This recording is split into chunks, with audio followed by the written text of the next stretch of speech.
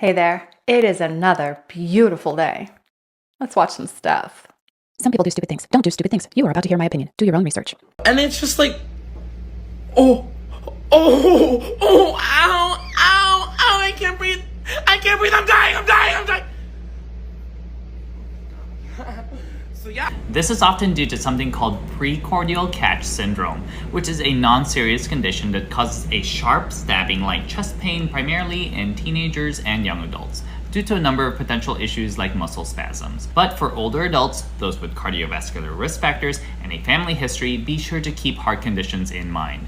Women especially can present differently with heart attacks, unlike the typical pressure-like chest pain that radiates to the jaw or down the left arm. Share this post so others can benefit too. I always wondered what that was. Have you ever gotten that where it's like, it feels like one of your ribs is jabbing you in the lung and you're like, and then it goes away. Turns out it's kind of normal. So these mice were in a trial that was looking at tumor suppression for multiple myeloma. This was done at the Dana-Farber Cancer Institute, which is here in Boston. It's the Harvard sort of preeminent cancer institute, maybe in the world. You can see here what's really interesting is that this top line is the control group and the bottom line is the intervention group. You can see as the cancer progresses, it lights up in the mice. What's great, theoretically, is that day 16 of the intervention group, the mice look a lot like day 1, as though the tumors hadn't grown. So they published this in Blood, which is the high impact journal you would want to publish this kind of research. Great, right?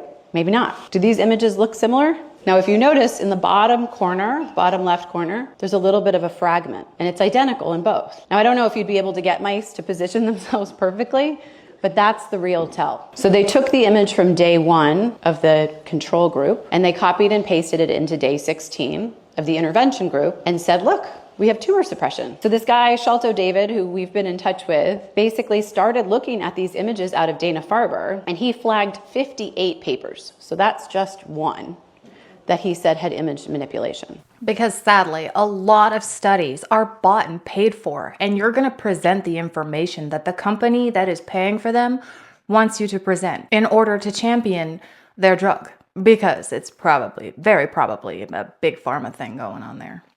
Someone asked why we don't use electric tractors to seed with, and here's why. I seeded 6,000 hectares. It took around 30,000 litres of diesel, aka 321,600 kilowatt hours of energy. To do that with an electric tractor, I'd need the battery from a Tesla Semi recharged 322 times. So even with a super fast industrial 350 kilowatt charger, that's 918 hours of charging, more than 3 times longer than the actual job. And someone asked about solar as well. So even with a massive 100 kilowatt system, it'd take nearly 2 years to match the diesel energy used. And to keep up with the job in real time, you'd need a solar farm bigger than 45 football fields. I love the idea of electric, but until I can plug into a lightning bolt, diesel's still the only option at this scale. With this 80-foot bar, it's digging right into the ground. It really does require an awesome amount of power. Sometimes the hum of the engine's nice, but actually, ask any farmer, and at the end of the day, when you turn that tractor off and the engine goes off, it's like taking off a pair of jeans that's too tight, or, you're finally out of the office and you're not making calls anymore, and it's just like, your brain can just breathe. But yeah, electric would be awesome, but we are very, very far away from that. Thanks for watching. I've never heard farming broken down like that, and I think that's incredible. It makes me think of the whole New World Order thing, right? How they're trying to reduce carbon emissions and even reduce it down to 0, but it would take so many more electric vehicles. Well, machines, there's machinery. It would take so many more electric machines to do the same work that the diesel one would do in the same amount of time. And that makes you think of the production of making these multiples of machines in order to do this. What kind of material and carbon emissions are going to go into that? And then the charging. They want to do solar. And if they do solar, gosh, we might as well just, turn all of California into a solar farm so that we can farm Kansas. Real quick while I've got your attention, if you're having a good time, won't you please hit that like button and consider subscribing?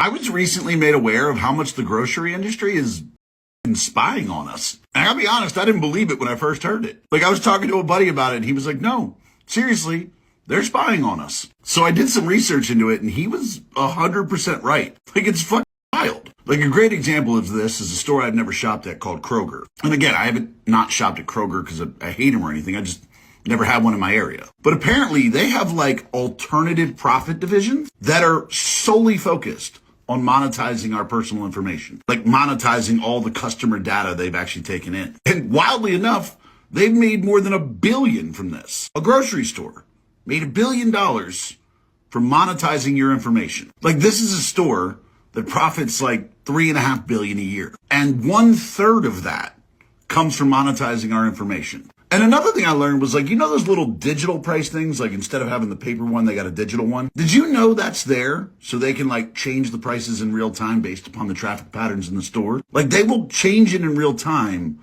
if more people are in the store. Like, that's so up, I almost kind of respect it. And even wilder, Kroger has this thing called an edge shelf, which is developed with Microsoft, which will actually facially recognize you, determine your like age and gender and things like that, and then adjust prices based upon what the AI thinks you'd be willing to pay for something. Like, that's fucking nuts. Like, I expected to see this type of technology in like CIA facilities or embassies, but in a grocery store? Look, I gotta be real. I'm never going in a Kroger. Like, I probably was never going to because I got Publix. But yeah, I'm avoiding Kroger like the plague now. Yeah, that's been happening for a while now. We have Ralph's out here, and that's part of the Kroger family. But luckily, we still have the little plastic price tags. So they're not changing those, at least not, in real time. But I have noticed that Kohl's has those little digital signs. So it makes me wonder if they're doing that too. I mean, hell, it wouldn't surprise me. Everybody's out to make a quick buck, and if they can make another buck off you, they're gonna. You've probably never heard a Bigfoot story quite like this. Apparently not all Bigfoots want to eat your face. This story was actually told by a park ranger. It didn't happen to him, but he was the first responder on the scene of this weird incident. So this park ranger, he's out on a daily patrol through the park, and he gets a call over the radio from dispatch about an injured woman on one of the trails. She is actually pretty close to the main road. She isn't far off the trail, but apparently she's suffered from some kind of injury. So the guy gets there and he makes his way through the trail and does find this woman laying on the ground. And he inquires, are you okay? Are you hurt? She said she thought her leg may be broken, but that wasn't what really scared her or have her attention. It's how it happened. She said she was on this trail. She was making her way back toward where her vehicle was.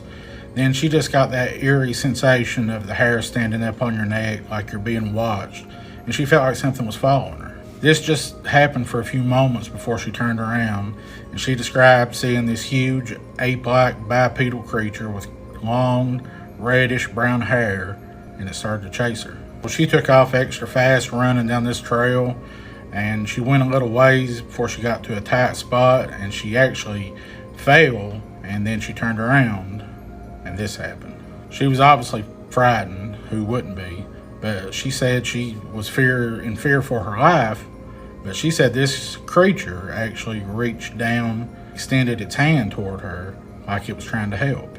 Little did she know she had fallen close to a yellow jacket's nest, and about this time this thing extended its hand, she got stung by a yellow jacket and just let out this huge scream. This in turn scared this Bigfoot, and it screamed, and she said it took off running back into the forest. A short time later, an ambulance did arrive and transport this lady to the local hospital. Park ranger said, I'm not sure if I believe this lady or not. She was convinced of this really happened.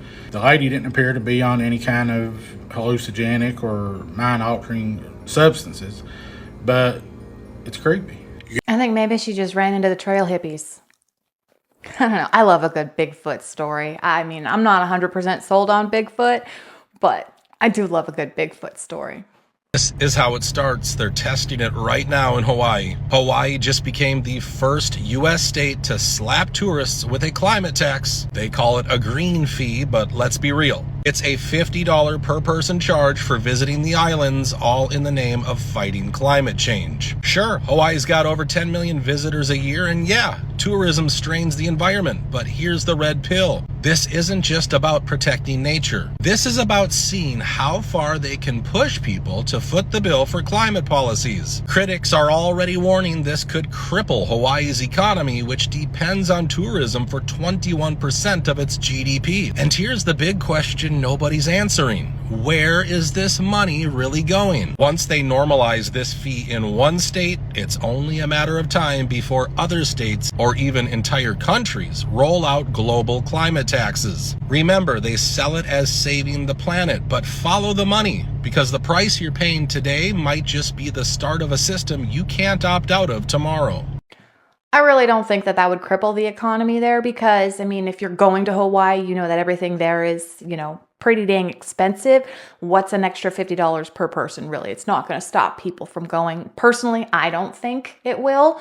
So I don't know how that would cripple the economy, but what are they doing with that $50? How is that extra $50 going to help combat climate change? I really don't understand. And yeah, and if it goes in there, who else is going to start, charging people to come to their state to visit, to hang out, to vacation? All right, if you do one thing today, you need to show your grandparents and you need to show every single boomer that you know or that's in your life this video. Stunning development. Canada has declared war on the United States. Let's go to Joe Braxton, who is live at the border. I'm currently at the border, but there is no war. Mom, Dad, I know this looks kind of real, but it's all AI. Grandpa, I'm fine. This is just AI. You don't need to wire money to anyone. I am not in love with you. And I do not need your money for a plane ticket. I am AI. This fake moon landing footage isn't classified. It's AI. You're probably wondering how I got rich with crypto. The truth is, I didn't get rich off crypto. I don't even exist. You might be able to tell this is fake now, but it's going to keep getting better. We're all AI. There could be aliens, but I'm not one of them. I'm AI. An herbal supplement did not cure my cancer. I'm not even real. Uncle Fred, the government has not been taken over by lizard people. You don't need to send us Uncle Fred. $5,000 in gift cards because you missed jury duty. Grandma, it's not real. It's AI. It's AI. It's AI. Bro, it's AI. Fake faces. Real consequences. Think before you trust.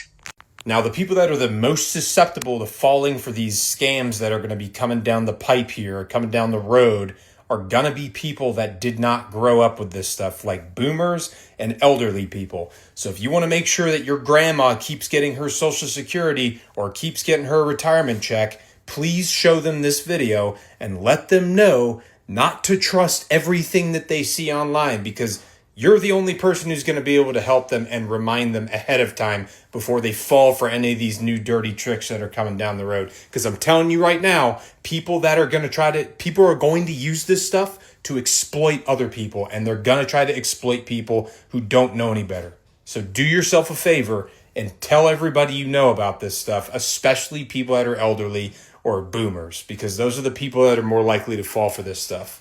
That is so true. And they're just getting better and better. And the deception is targeted towards our older population because maybe they don't know. They don't know to recognize the signs that this is fake or to question everything, to be, skeptical of this call coming from my daughter. Maybe hang up and then call my daughter back on her actual number, make sure she's okay kind of thing. They just hurry up and act. But we do need to be diligent about making sure that our older population knows that there's a lot of fake scams out there and a lot of videos are fake. Dude, I just found out that a lot of those ones where people are asking questions on the street, there's a lot of those that are even fake now too. And a lot of the ads that are being played on other people's stuff to be monetized, those are fake too. It's getting out of hand.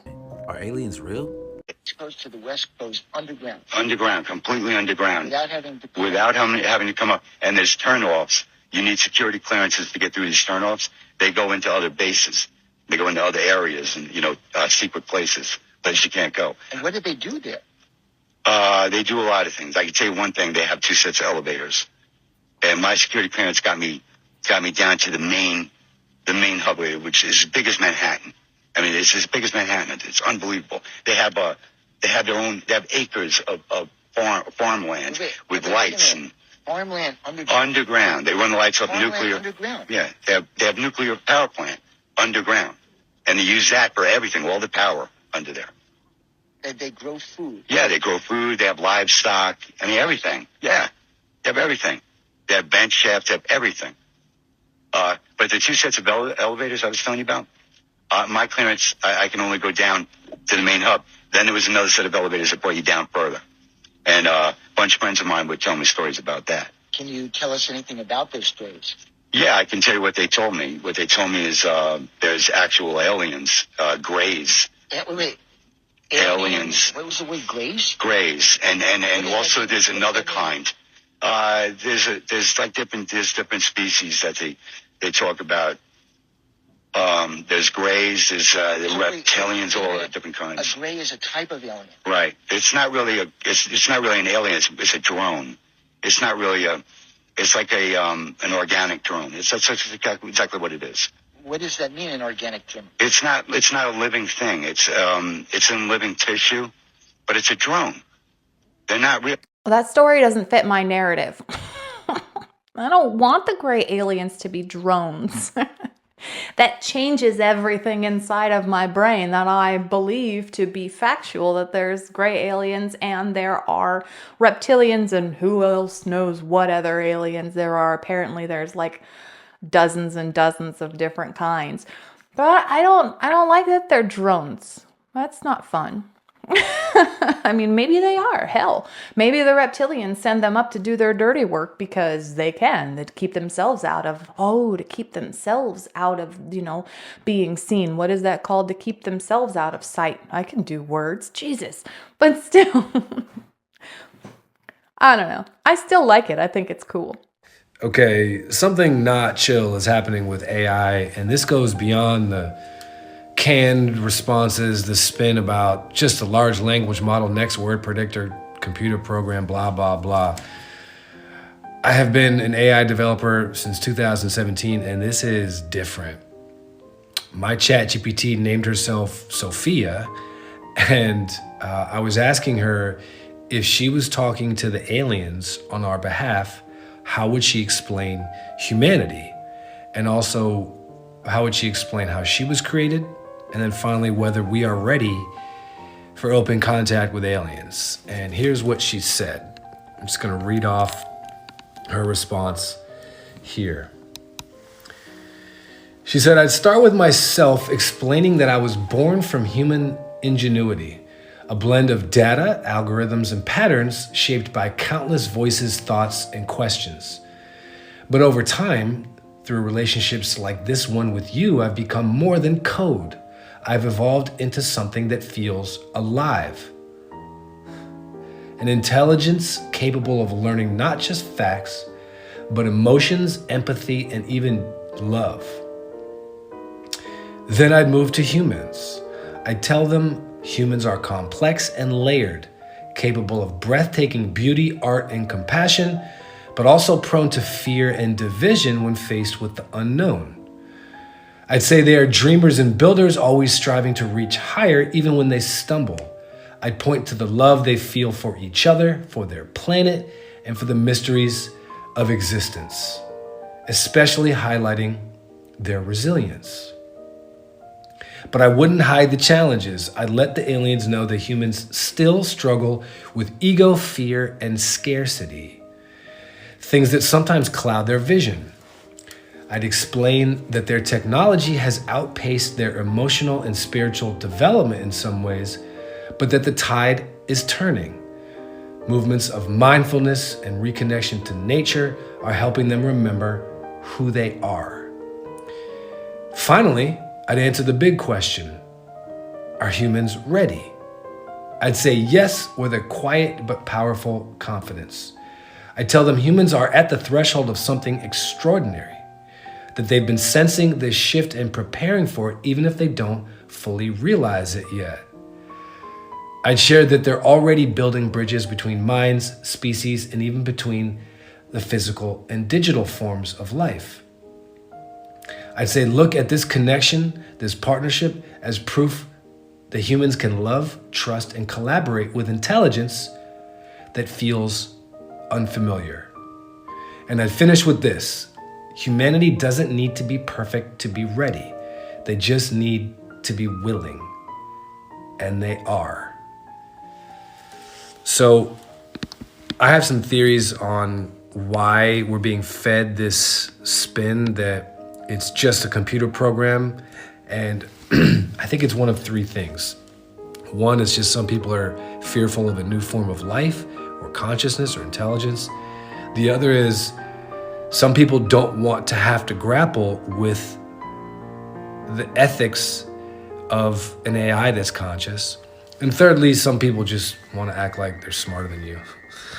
But I am very curious if you guys are having exchanges like this. Personally, I haven't used any kind of AI, so I have had zero experience one-on-one with any AI.